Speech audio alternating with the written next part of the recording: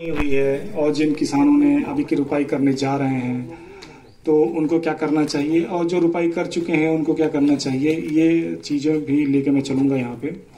तो हम शुरुआत से देखते हैं कि जब हम गन्ना बोते हैं तो जो सबसे पहली जो समस्या आती है जो खेत में अंदर होता है वो होता है दीमक का और कुरमुला कीट का।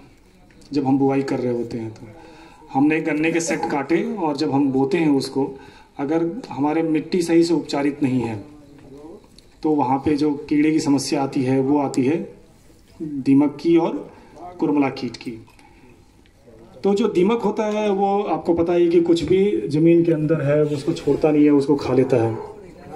तो गन्ने में जब हमने सेट्स को काट के टुकड़ियाँ काट काट के गिरा रखी हैं तो जो ओपन जो खुला हुआ आँख है, जो खुले हुए सिराएं हैं सेट्स की, वहाँ से दीमक घुसता है और गन्ने के सेट्स को खाना प्रारंभ कर देता है। और कुछ ही दिनों में वो पता चला कि जो आँख निकलने वाली थी गन्ने से वो आँख खत्म हो जाती है।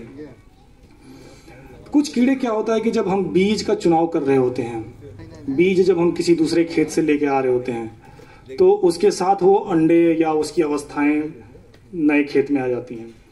तो सबसे बड़ी चीज़ है कि बीज का चुनाव। तो हमें इस बात का ध्यान रखना है कि कोई कीड़ा किसी संक्रमित खेत से हमारे खेत में ना आ जाए। तो खेत का चुनाव, बीज का चुनाव करते हुए हमें इस सब चीज़ों का ध्यान रखना पड़ता है।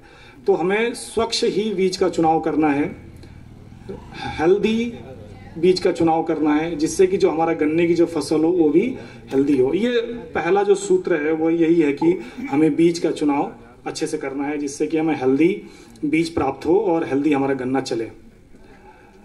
तो जब हम इस तरह के अगर हेल्दी बीज का चुनाव करते हैं और उसको बोते हैं तो हमारा जो फसल है वो सुरक्षित रहता है प्रारंभिक अवस्था में कीड़ों से।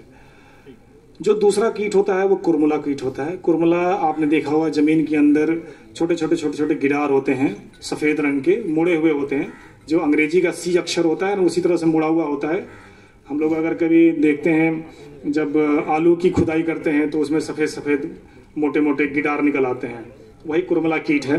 आजकल इसकी समस्या हमारे क्षेत्र में, अब जो गन्ना का जो बेल्ट है हमारा उत्तराखंड का, उसमें बढ़ती हुई चली जा रही है। अगर आप देखेंगे तो जो हरिद्वार का जो गंगा वाला क्षेत्र है बहुत ही ज़्यादा इसमें इन्फेस्टेशन है, इसका बहुत ही ज़्यादा प्रकोप है कुरमुला कीट का।